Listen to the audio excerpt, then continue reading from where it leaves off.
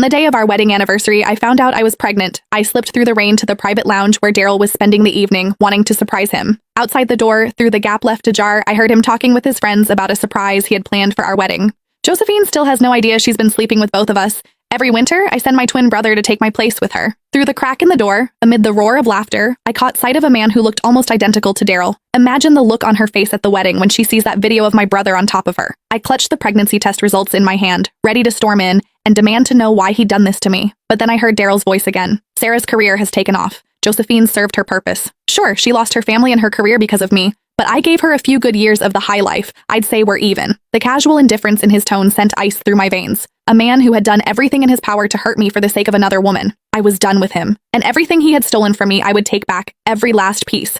Inside the private lounge, the men kept egging each other on. Come on, Daryl, you've lost 3 rounds of dice in a row. You owe us something juicy. What's this big surprise you've got planned for Josephine at next week's makeup wedding? I stood outside the door, heart brimming with sweetness. 3 years since we'd signed the marriage certificate, and Daryl had been so consumed by work that the wedding kept getting pushed back. Now I was going to bring our baby along and finally make it complete.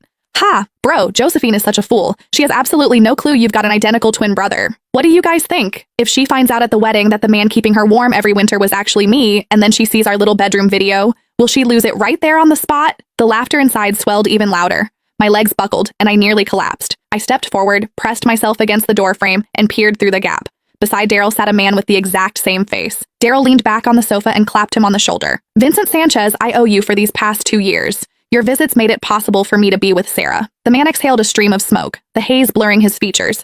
I don't get it, bro. Sarah was your college crush, so why'd you marry Josephine? Even in bed, she's boring as hell. I'm so sick of her. The men who usually greeted me with fawning smiles and called me Mrs. Sanchez were now leering and cracking vulgar jokes. I stood frozen, struck as if by lightning, unable to move, but the fury inside me burned hotter with every second. I drew a deep breath, gripped the door handle, and steeled myself to charge in and confront Daryl.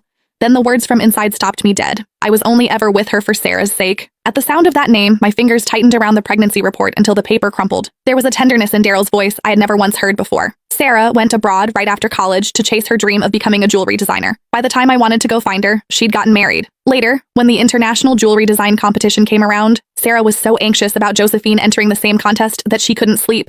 It broke my heart. I knew I had to help her. Gasps of admiration erupted around the room, everyone praising his devotion. I stood outside the door, and the memory of that accident years ago crashed over me. Cold sweat soaked through the back of my dress. The man on the sofa wore an expression of pride and tender indulgence. None of you would ever guess. I personally planned Josephine's car accident, so she'd miss the competition. Sarah sailed to victory using the designs I gave her. Josephine's so stupid. She even saw the winning piece afterward and said it looked familiar, but she never figured out I'd stolen her work.